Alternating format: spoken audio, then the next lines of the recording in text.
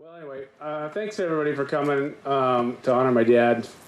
I'm gonna have to keep this light and funny because else I'm gonna fall apart. Um, there's a lot of faces I recognize, and forgive me if I don't recognize you. Just come up to me. I'll pretend I do. And many of you, if you know me, I played a lot of football in my day, and back when the equipment wasn't that good. So concussion protocol, there was none. There was get on back out there. So I got a few holes out there in my memory. So anyway, just say, hey, Andy, how's it going? And I'll just say, hey, how are you doing? Good to see you. Anyway, what can I say about my dad? That's not going to be said. There I go.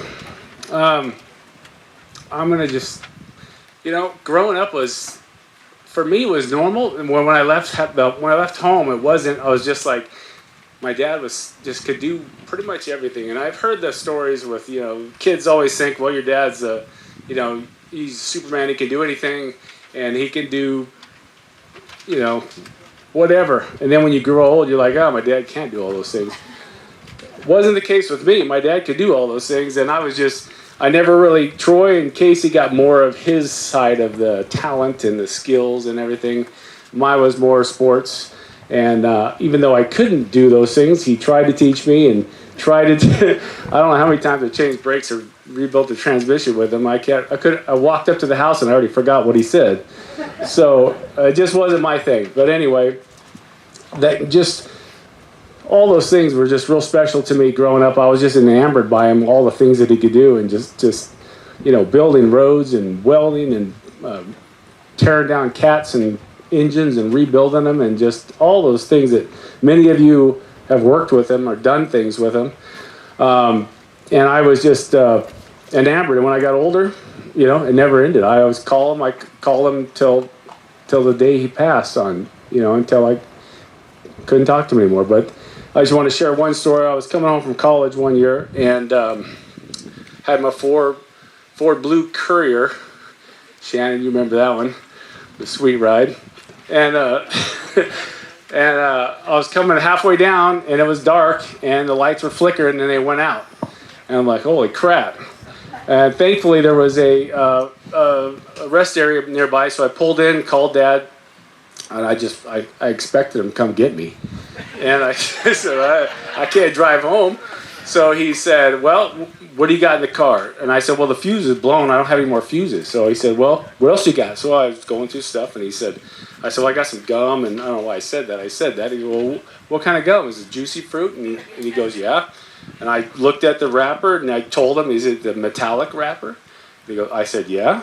Well, make that into a shape of a fuse, open the hood, and put it in there. Sure enough, I put it in there, lights come on, I made it all the way home. So I was like, there's one of those moments like, geez, man, who is this guy? And so that's just, one of many stories that, Troy took over that trade. All this setup is kind of his vision, so that's kind of his dad's brain is in his brain right now. Later on in life, my dad and I shared most of our relationship was talking on the phone at 2, 3, 4 in the morning. For those of you who don't know that I've been a King County Sheriff's cop up in Seattle for like 24 years now. And my dad was a CHP. Many of you know that. He did it not long enough to get it out of his blood, evidently, because the nights that he couldn't sleep, he had back problems. He would call me 2, 3, 4, 5 in the morning. So whenever the phone rung in my patrol car, I knew who it was. So I would take him on rides with me, and on the new patrol cars we have the Bluetooth, so I can just hands-free and I can talk, and he's with me. And sometimes he would just go with me on calls. I was just like, all right, here we go, Dad, because the conversation wasn't over, I guess, and so I'd make traffic stops or I'd go on a call, and he would just wait, and I'd come back and tell him what happened. Sometimes I would go to a hot call or a dangerous call, and then he'd get upset if I didn't call him back. So I'll just give a quick story. One time we were patrolling, and actually Aunt Berta, when I called her, she loved listening to the radio in the background, and so they're all, like Casey said, cut from the same cloth. So I was doing some traffic stops, and I said, "All right, Dad, I'm going to give this one to you. This is what he's doing. I'm going to let you decide what we do." So that was a mistake.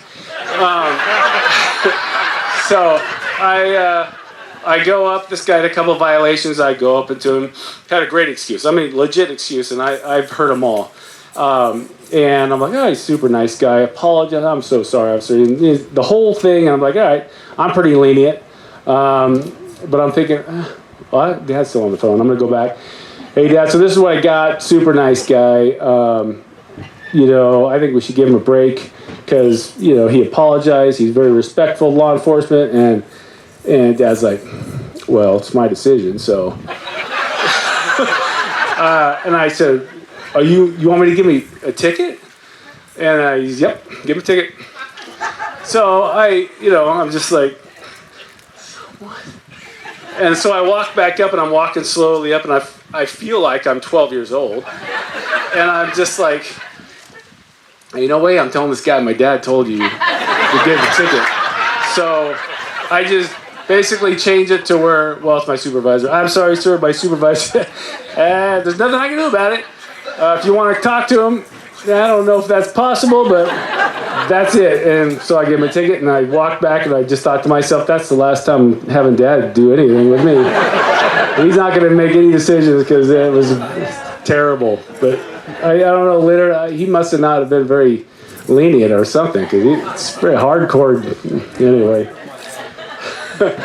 So anyway, yeah, I just wanted to share a couple of things like that from my dad, and thank you guys. I'm gonna read something I wrote. I made on my album, and this kind of encompasses everything my dad. And although my dad could keep you on the edge of his seat with his amazing stories, he is most known for and will be remembered as a family man who worked his entire life for us and loved all of us the best way he knew how. He was known among his peers and supervisors as a fearless and courageous CHP officer, commanding respect wherever he went, exceptional in every way. There's a saying, "Jack of all trades, but master of none." Not so with my dad. He was a master of many trades: master mechanic, construction, electrician, welder, builder, land developer, police officer, inventor, businessman, and father. Dad was a man's man, respected by everyone, full of wisdom and integrity, and had a love for his country. Dad loved all of his animals and always cared for them. I remember that because we couldn't eat dinner unless we fed the animals. So he was kind and generous and always willing to help anyone who had a need. We love you, Dad. You lived your